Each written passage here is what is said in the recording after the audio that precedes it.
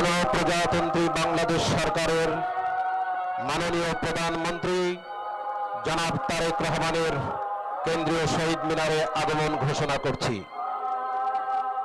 মাননীয় প্রধানমন্ত্রীকে অভ্যর্থনা জানালেন ঢাকা বিশ্ববিদ্যালয়ের মাননীয় উপাচার্য অধ্যাপক ডক্টর নিয়াজ আহমেদ খান এবং মহান শহীদ দিবস ও আন্তর্জাতিক মাতৃভাষা দিবস উদযাপন কমিটির সমন্বয়কারী অধ্যাপক ডক্টর মোর্শেদ হাসান খান। অভ্যর্থনা সমন্বয় কমিটির আহ্বায়ক কলা অনুষদের ডিন অধ্যাপক ডক্টর মোহাম্মদ সিদ্দিকুর রহমান খান এবং উদযাপন কমিটির সদস্য সচিব ঢাকা বিশ্ববিদ্যালয়ের প্রক্টর অধ্যাপক সাইফুদ্দিন আহমেদ। উপস্থিত রয়েছেন ঢাকা বিশ্ববিদ্যালয়ের মাননীয় উপাচার্য প্রোপাচার্য প্রশাসন অধ্যাপক ডক্টর সাইমা হক বিদিশা, মাননীয় প্রোপাচার্য শিক্ষা অধ্যাপক ডক্টর মামুন আহমেদ, মাননীয় কোষাধ্যক্ষ অধ্যাপক ডক্টর মোহাম্মদ জাহাঙ্গীর আলম চৌধুরী, উদযাপন কমিটির যুগ্ম সমন্বয়কারী বিজ্ঞান অনুষদের সম্মানিত ডিন অধ্যাপক আব্দুস সালাম এবং ফার্মাসি অনুষদের সম্মানিত ডিন অধ্যাপক ডক্টর সেলিম রেজা, দেশের বিশিষ্ট ব্যক্তিবর্গ, মন্ত্রী পরিষদের সদস্যবৃন্দ, বাংলাদেশে নিযুক্ত বিভিন্ন দেশের মান্যবর রাষ্ট্রদূত বৃন্দ সহ ঢাকা বিশ্ববিদ্যালয়ের পক্ষ থেকে বেদিতে উপস্থিত রয়েছেন সিনেট ও সিন্ডিকেটের সম্মানিত সদস্যবৃন্দ, বিভিন্ন অনুষদের সম্মানিত ডিন বৃন্দ, বিভিন্ন হলের প্রভোস্ট বৃন্দ এবং ঢাকা বিশ্ববিদ্যালয় অ্যালামনাই অ্যাসোসিয়েশনের নেতৃবৃন্দ।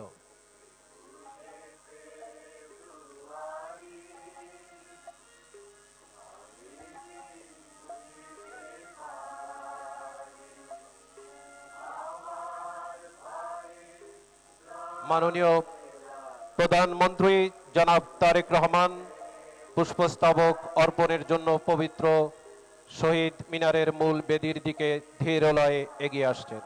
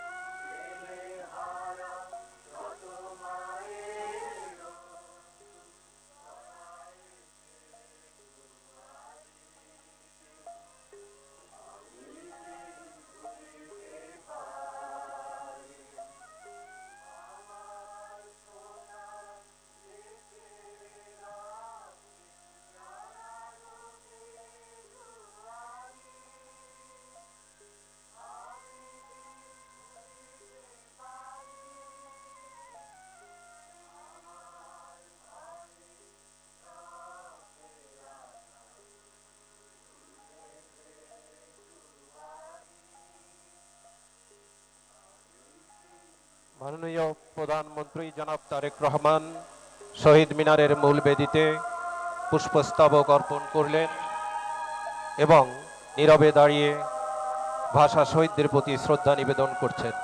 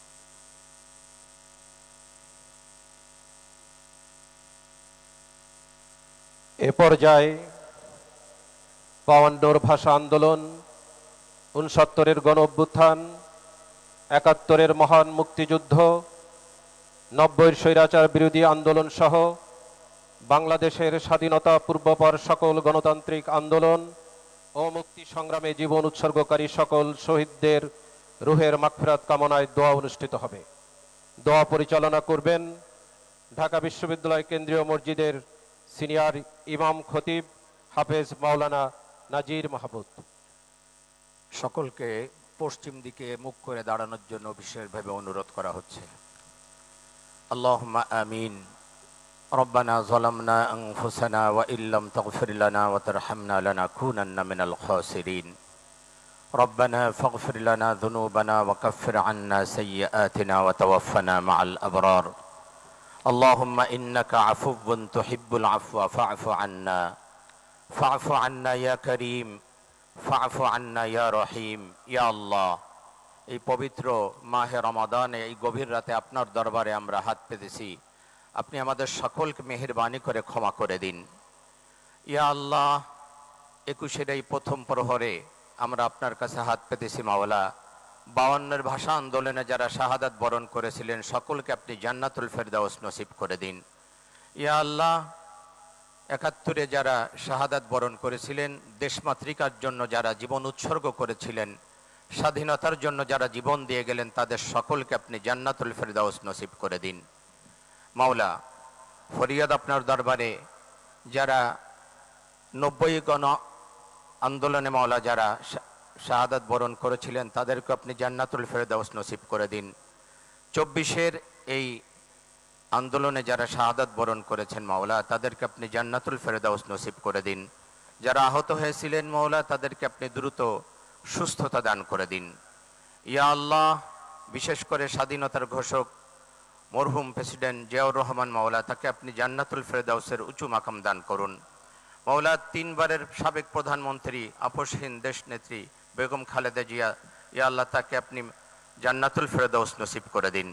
মাওলা, ফরিয়াদ আপনার দরবারে প্রেসিডেন্ট জিয়াউর রহমান এবং মরহুম খালেদা জিয়া, তাদের উভয়কে আপনি জান্নাতের মেহমান হিসাবে কবুল করে নিন। উভয়কে আপনি জান্নাতে একত্রিত করে দিন। ইয়া আল্লাহ, ফরিয়াদ আপনার দরবারে মাওলা, এই রমাদানে আপনার কাছে আমরা ফরিয়াদ করছি মাওলা, আমাদের দেশের প্রতি আপনি খাস রহমত অবতীর্ণ করুন। দেশ পরিচালনায় মাওলা নতুন দায়িত্ব দেয়া হয়েছে মাওলা, নতুন দায়িত্ব আপনি দিয়েছেন। ইয়া আল্লাহ, তার মাননীয় প্রধানমন্ত্রী তারেক রহমানের কাঁধে, ইয়া আল্লাহ, তার হাতকে আপনি শক্তিশালী করে দিন।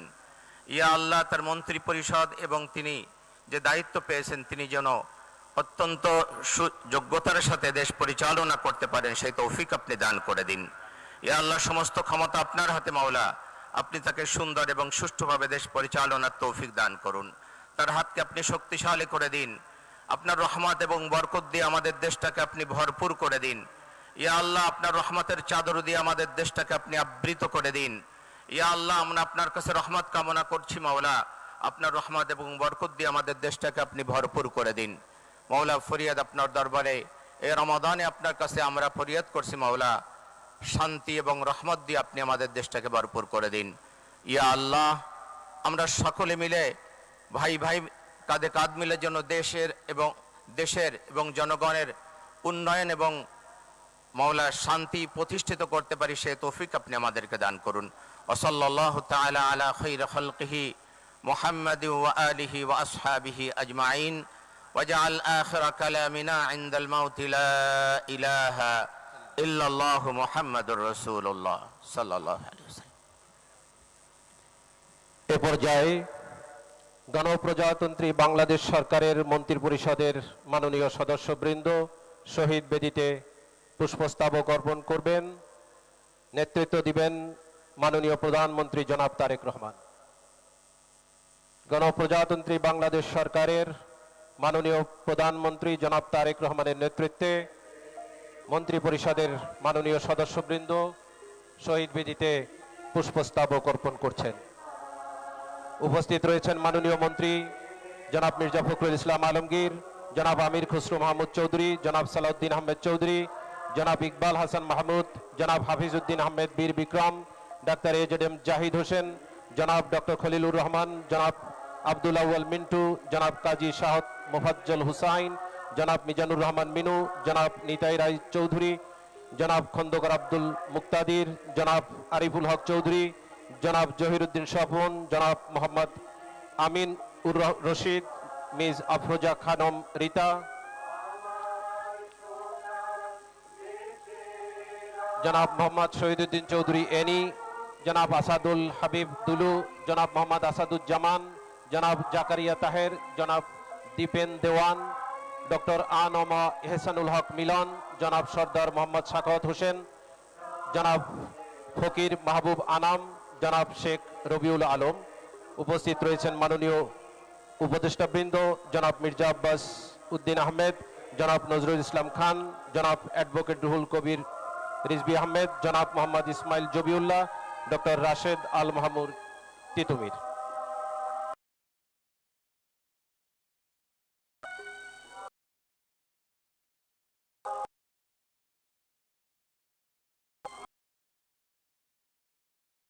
মন্ত্রী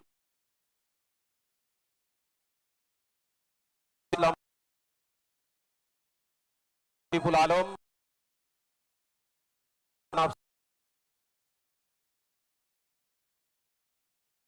জনাব মোহাম্মদ